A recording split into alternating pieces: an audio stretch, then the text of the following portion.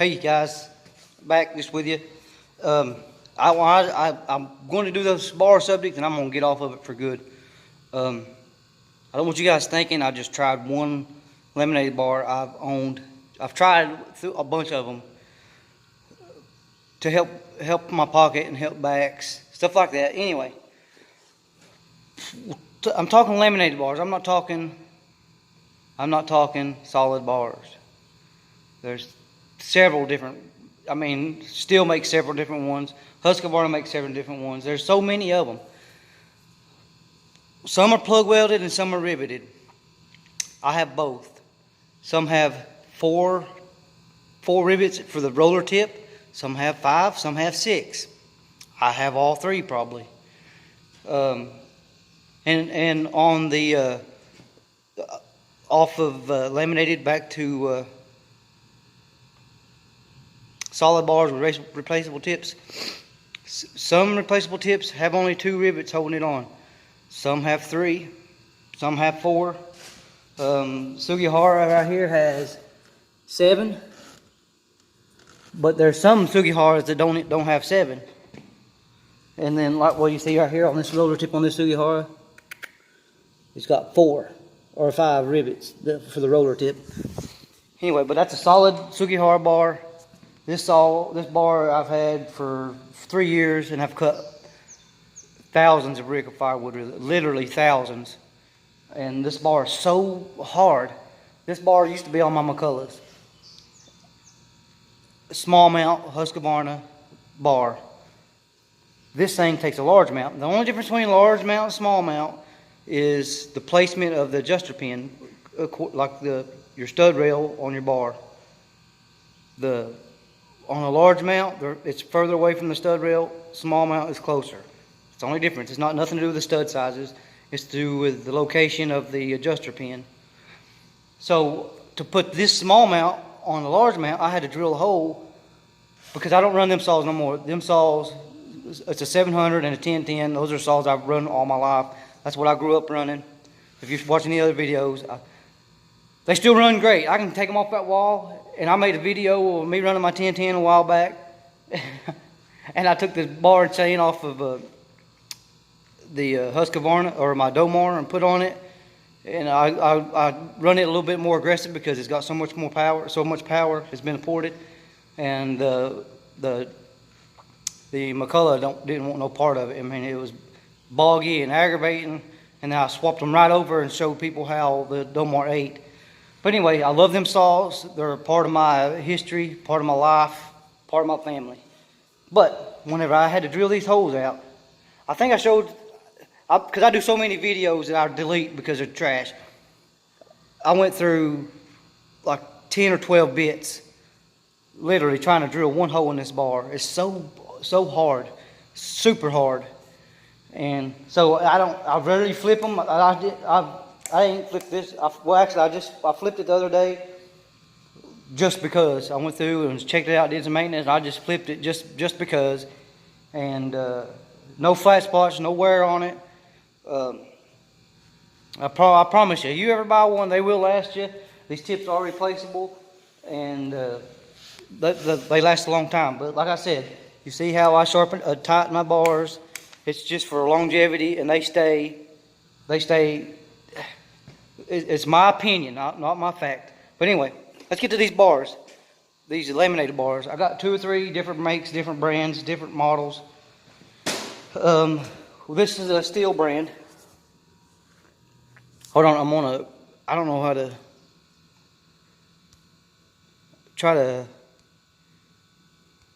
I'd like to flip my camera around. Sorry, you're looking at my fat face.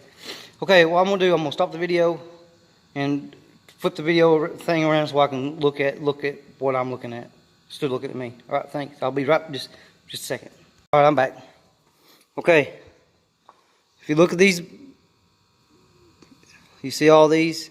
This is a laminated bar. It don't have a replaceable tip in it. All these plug wells. Boop, boop, boop, boop, boop, boop, boop, boop. This is a steel bar. And they're everywhere.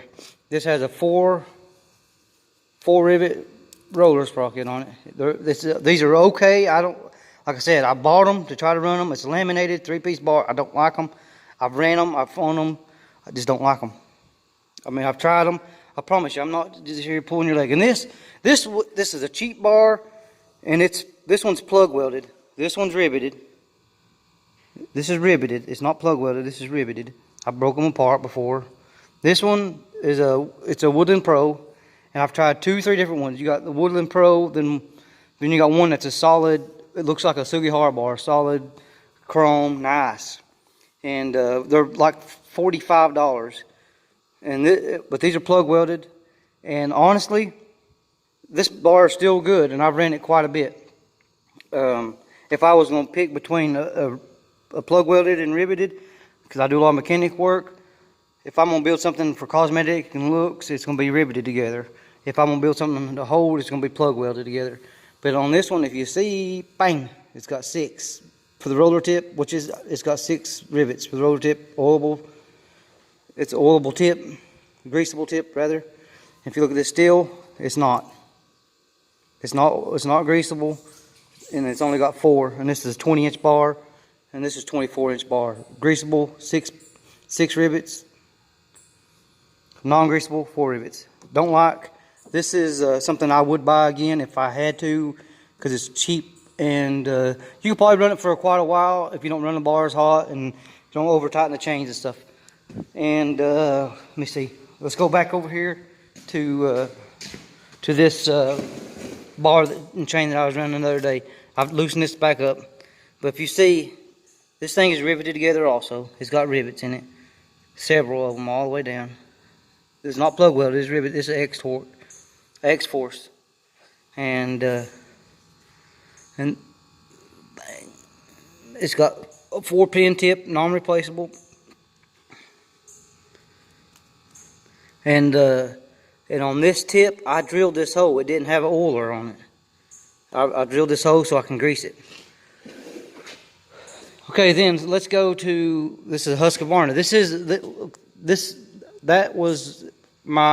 These are all the laminated bars, and you can see the difference in some of the laminated bars. Some are 4 tip, 5 tip, 6 tip.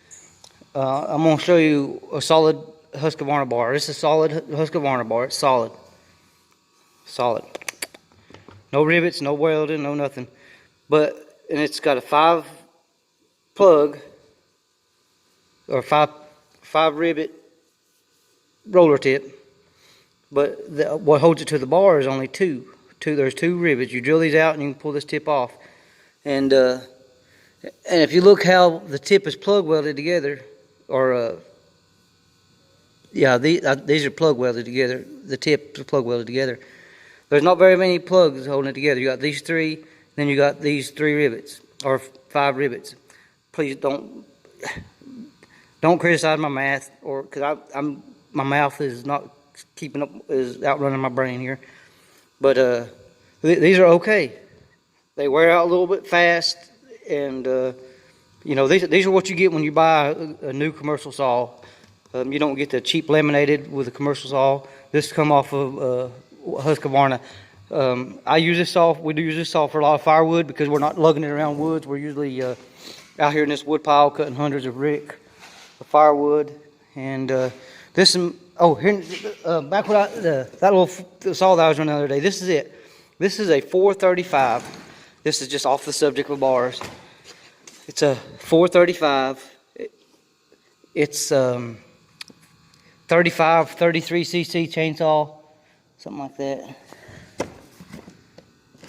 But anyway, this thing is a turd. It was a turd.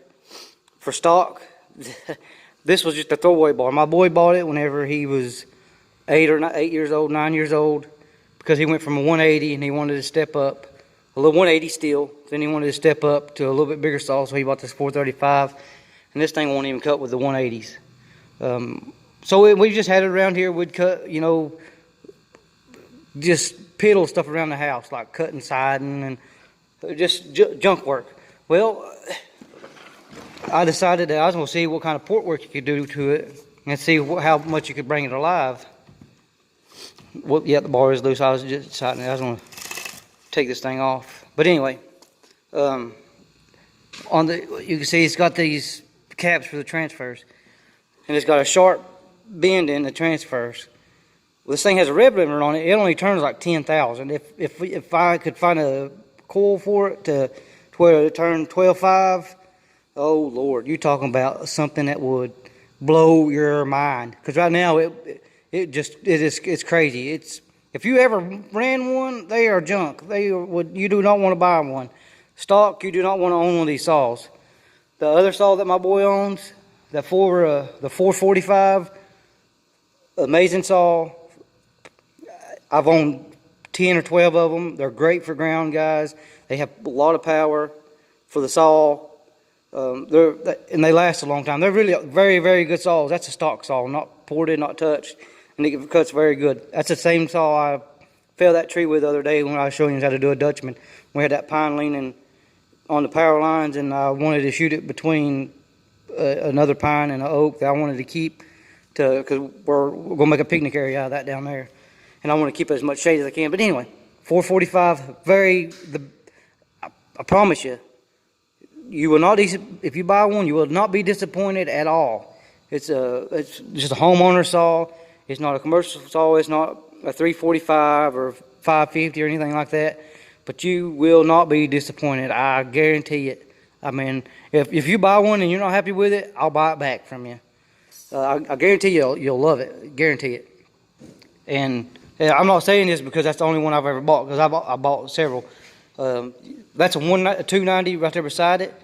That 445 is, if these two saws were stock, which one's ported. This saw is crazy ported, but it's way heavy. That saw probably weighs 10 pounds more than this saw. Stock for stock, that saw will destroy this one. And you can run it all day long. This one's gonna kill your back. Heavy, luggish. You know, if you ever run a 290 stock, you'll know what I'm talking about. They're sluggish, but they're smooth, super smooth. This ain't as smooth, a lot lighter, but it's got a lot of dampening in it, so it's kind of it doesn't vibrate you to death. Whenever you set it down, you don't have that running feeling still. Blah, if you run them all day, if you just play around and run them, you know what I'm talking about. If you just goofing off, run them here and there, you're not going to get the numbness feeling and like you've been running them all day in brush or clearing land, clearing lots. This saw is, I'm telling you, 18-inch bar, great saw. Of course, I got my 200 T's, and this is a 435 T top handle saw. Pretty much the same engines. This one is super crazy, and I got 4 or 5 top handle saws, and this is the one I run all the time. And this got I dropped my saw out of a tree and blowed the tip out of my other bar, my Sugihara bar I had on it. So ran to a local flea market, bought this bar. It's a Forster bar for like $14. I've been on there for like 4 months. But what I liked about it, it's got a greasable roller tip, and it's not too bad. It's plug welded. It's plug welded, not riveted. It ain't too bad. I mean, I can't really notice too different in the weight. We'll see. We'll see how it goes, and I'm gonna leave it on there until it's ruined. So we'll see. And I cut. Before 3 weeks ago, I was cutting every day with it, just like that. But let's go back to these replaceable tips, and I'll show you why I like the Sugiharas. You can see 3 rivets here, 3 plug welds, and 2 rivets holds it to the bar, to the thing. And Big Al was kind of right with some of these things that have just 2 rivets. Like by the time you get ready to replace them, this thing will be wore out, and you have to do a lot of cleanup to them. I'm not going to go with a laminated bar because of the bending. If you cut timber or anything like that, you will bend these bars, and these things right here are easy to straighten, easy to get back to where you need to be. Because I've put brand new bars on there. I've had cut myself on this super sharp chain.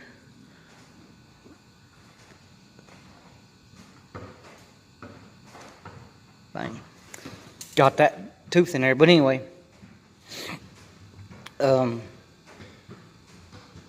Where's that, guys? Remind me. Oh, back to He's right about that. I'd rather have this because I've ran brand new saws, brand new with brand new bars on them, and I've got them hung up in wood and crushed the handles on them and bent the bar, and you can straighten these bars. But anyway, you've seen that one. Now let's go look at this Sugihara bar. Greasable tip. You got 5 pins. Where you seen that forestry earlier, it had 6. That's kind of what I liked about it. But on this tip, you got all these rivets holding this together, and then you got 1, 2, 3, 4.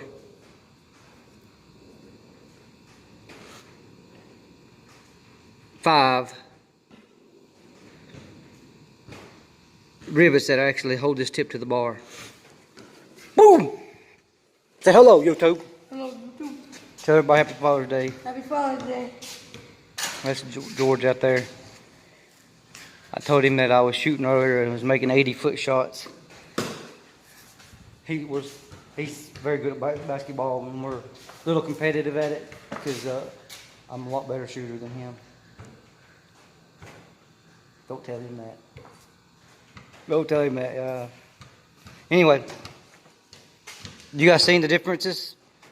Riveted, plug welded. If you guys have a chance, these bars ain't that bad. I ran this bar on my 288 before it blew up, before the crank gave away.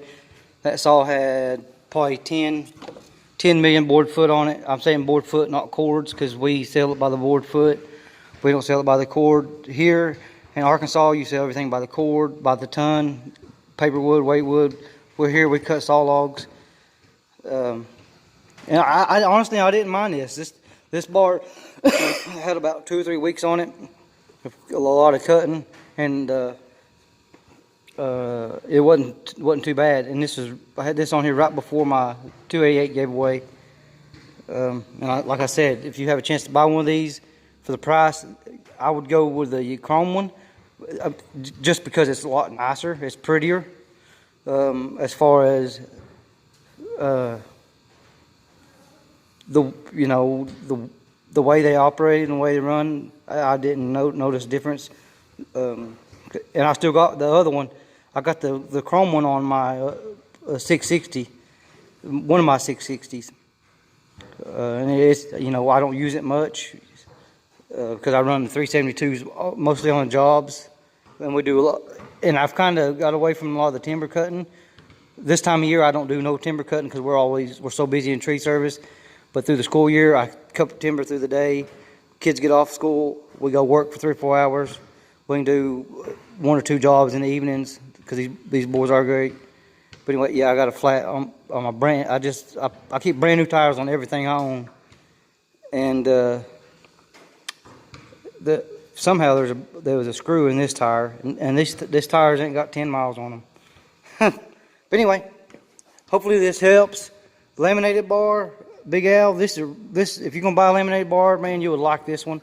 I promise you. 24. This is a 24-inch Woodland Pro, cheap bar, but as cheap as it is, it's pretty well constructed.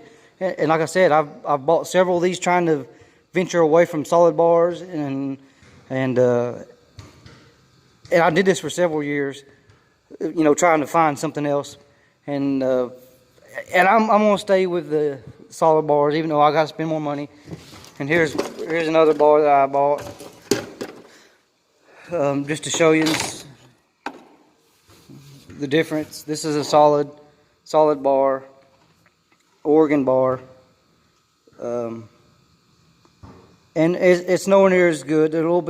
It's only about $50 cheaper than the Sugihara, and you can see that it's for casual use or using every once in a while, or even not so hard use, it would be okay.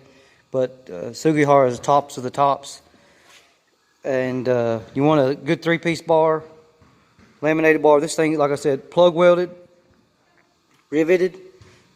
These are the way to go if you're gonna buy one. Even because this is I don't know much about Woodland Pro, But I do know Husqvarna and Steel are huge names in this business industry. Don't buy Husqvarna X-Force. Don't buy. But the two Woodland Pro bars that I bought, plus this one. This is the third Woodland.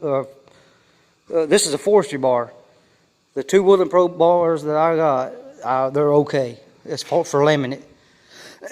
But am I going to use them for production cutting? No. Use them around tree jobs, cutting a lot of dead stuff that you have a.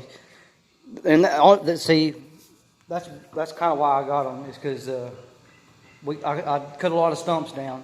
Whenever you cut a lot of stumps, you do run this bars hot. Sorry about that. Tree service, you're cutting a lot of stumps. You're usually working in flower beds, stuff like that. And if you know what I'm talking about, you know what I'm talking about. I don't run my Sugihara bars or my expensive bars in the dirt and stuff on purpose, but that's why I got them cheaper laminated bars to cut stumps with, stuff like that, because they do get hot, because you're going to dull them and you have to push through it. And all these chains here, they're not junk chains, they're very sharp, be ready to go. Right here, well, if you've seen right here, this is where I sharpen my chains. I hand file everything. Everything's hand filed. You can see maybe.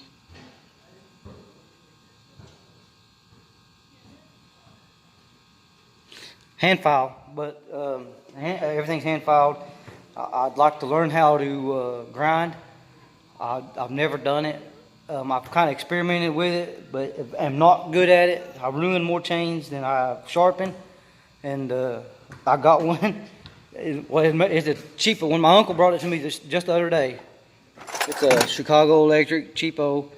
He just brought it to me, and I just screwed it in here and tried it out, and broke this on it. I just ain't never messed with it because I go through so many chains, and I spend hours out here a day sharpening saws.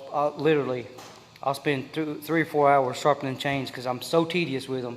And if you see my saws cut, you'll see that they're dead nuts when it comes to cutting. I'm so tedious with them, and I'm not going to work. My saws are going to do the work. If you watch some of the other videos about how to run a chainsaw, let that saw work. Don't be laying on the dogs.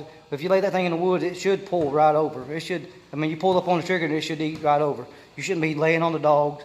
I know whenever you're cutting timber, sometimes you're kind of pushing around on it. But like I said, those are totally different scenarios than cutting firewood and cutting a little bit of brush. Whenever you're cutting timber, you want to get through that wood, especially if you're cutting veneer. I mean, I cut a lot of veneer because I'm very good at it. And you pull fibers, you tear, you split one. You're costing the companies, because it's contract cutting.